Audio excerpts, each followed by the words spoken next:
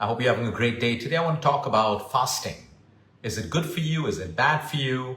There are so many fads out there, and yet we have so many people writing in that, hey, Luke, my thyroid isn't getting better. Or I'm fasting, but I'm not losing weight. I'm fasting, my energy levels are going lower and lower. Well, you can't say fasting is bad. You see, we've taken a cookie cutter approach. We read about all the testimonials of people who are doing intermittent fasting, 16-8, people who have lost weight, people who have, it's all different. That's their story. Now, fasting is therapeutic. What exactly is fasting? Is it the Western culture's way of defining it like 16 hours of fasting and 8 hours of eating? No one questions this. Why not 15 hours? Why not 17 hours? Why not 14 hours? But the point is, our minds are always tuned into fads and trends because we're looking for the quickest way to get better health. And that's where we have most of the problems. While 16-8 can work for some people, it won't work for most people. While some people they're metabolically dysfunctioned, their thyroid is high, you have to look at your overall lifestyle before deciding how much you want to fast. Like we've had so many women, they just deliver a baby and then they have this peer pressure or their own mental pressure to lose the weight. So while they're feeding, they start to fast and then they stop lactating, they start to put on more weight, they move faster into postpartum depression. There's a right time and a place for everything. It starts off with you knowing your body type. Number one, what is fasting? Fasting is nothing but the gap between two meals. So let's say I eat breakfast and I don't eat my next meal for 4 hours. I fasted for 4 hours. Let's say I finish my dinner at 7 o'clock and I eat my next meal in the morning at 9 o'clock. I fasted for 14 hours. So fast is a gap that you keep between your meals. It can be absolutely therapeutic. Like some people fall sick and they lose their appetite. It's beautiful. Your body's immune system doesn't want you to eat. So you fast until you get better. Your body repairs. It gives you a signal through your appetite and you start to eat again. I think the biggest mistake I see is people with thyroid trying to fast more and more.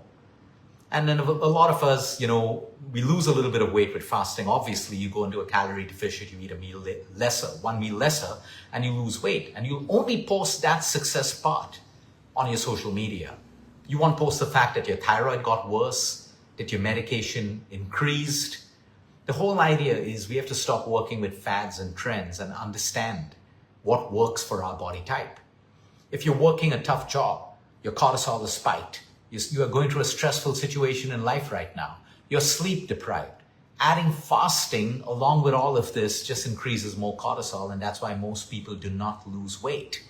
The second biggest mistake, people fast, but in the feeding window, they're not eating correctly.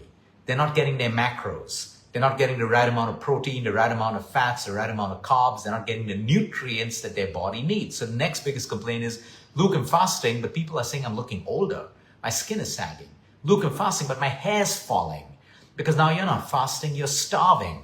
You're nutritionally depleted. When you fast, whether it's 16 hours, 18 hours, or 12 hours, it is your responsibility that in the eating window, you are giving your body what it needs. But a lot of people are still trying to starve themselves in the eating window. They're trying to cut down their carbs, they're trying to cut down their fruits and their nutrition and all of that stuff.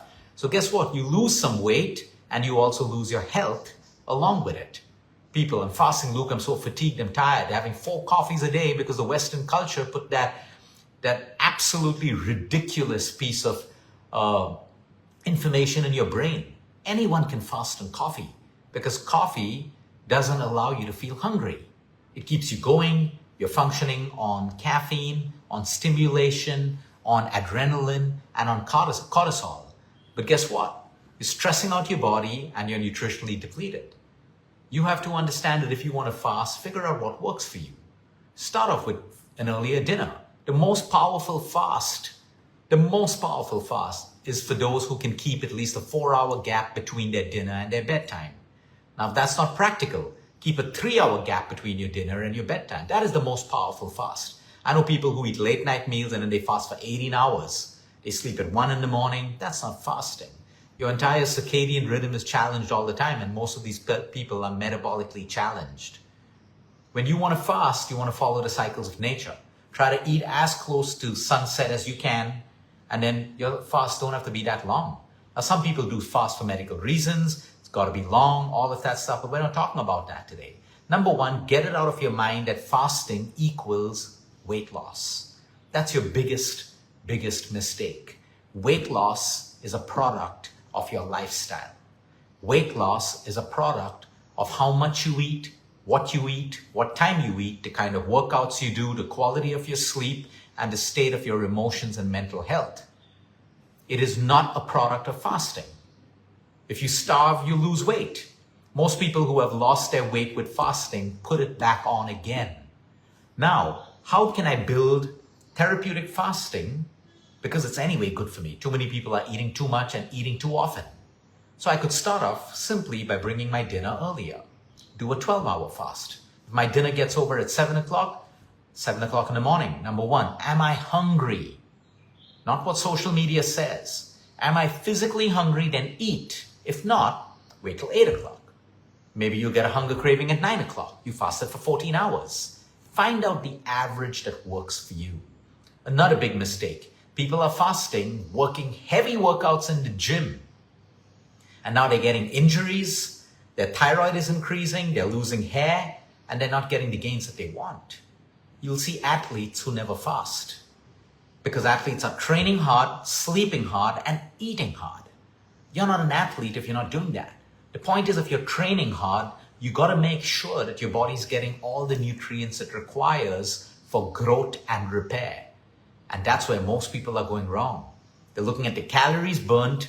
They're looking at the calories they can save by avoiding food. And they're creating a metabolic disaster. Their thyroid goes up trying to control their energy metabolism in the body. And that's when you start to have problems.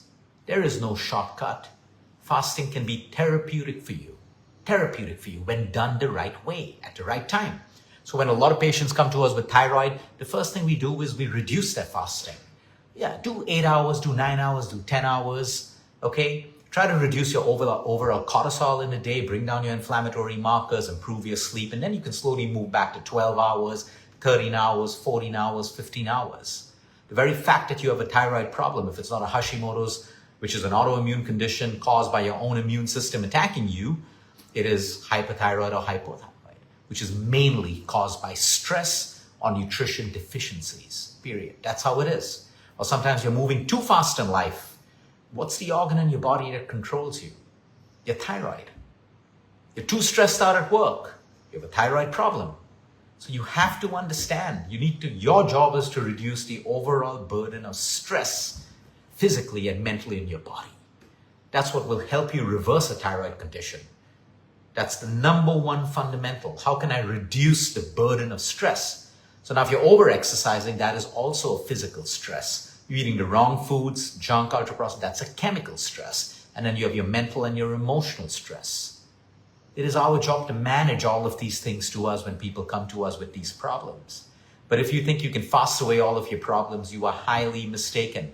In fact, when you look at the data of the longest living people, none of them fast. They do religious fasts once in 2 weeks, once in a month, maybe sometimes during Ramadan, sometimes during Lent, sometimes during the Hindu festivals, whatever it is. We don't have to fast every day. We don't. If it suits you, great. Like my fasting window is anywhere between 13 to 14 hours. It's natural. I don't get hungry before 13 to 14 hours, and that works for me. What works for you? Are you confused with what influencers are telling you constantly on social media? 16 hours of fasting, 18 hours of fasting, and are you beating yourself into that just to fit into an ideal that works for someone else's life and not yours? Most people struggle to lose weight because they have slowed down their metabolic fire. They're stuck with the same old fast, the same old cardio, the same old starve myself, eat less, and they have a very, very slow metabolism. But you can learn from athletes. You can learn from people who work in the fields, who do manual labor. They eat high carb meals, high quantity meals, but they're physically active all the time. They sleep on time and they wake up on time. And here we are deciding which is the next best supplement. How many hours should I fast? Bringing more and more complication into our lives when it is simplicity that you need. So I can guarantee you the most powerful fast that you can ever do. Try it for a week. Try it for a week. You'll have a lot of excuses, work through that, but try it for a week. Try to keep a 4-hour gap between your dinner and your bedtime. If you can't, do it for 3 hours, for a week, and watch the transformation that happens in your body, your weight, and the way that you feel, including the depth of your sleep.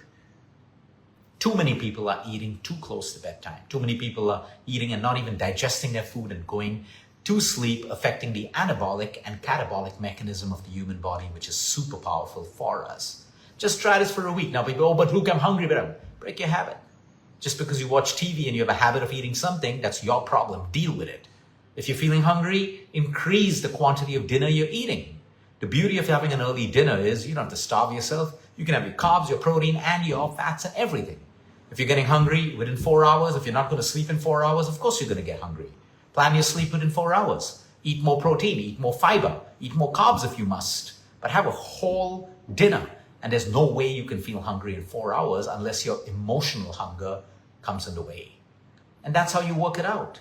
So everyone doesn't have to fast. Some people do beautifully in 10 hours. Some do it beautifully in 12 hours. I love to do a long fast every 2 weeks.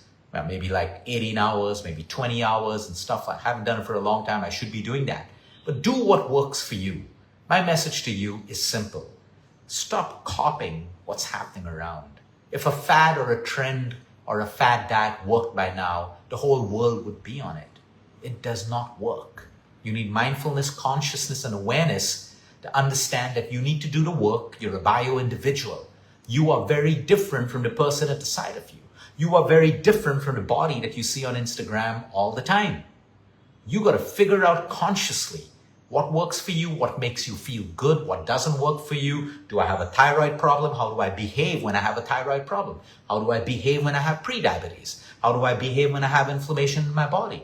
Your body's giving you all these signals, and you design your lifestyle, your nutrition, your sleep, your exercise, and your emotional wellness around that, which is suitable for you. The sooner you stop copying all the trends and trying to fit in all of the ideals on social media, the sooner you're going to feel healthier and actually get the results that you want. Have a great day, everyone.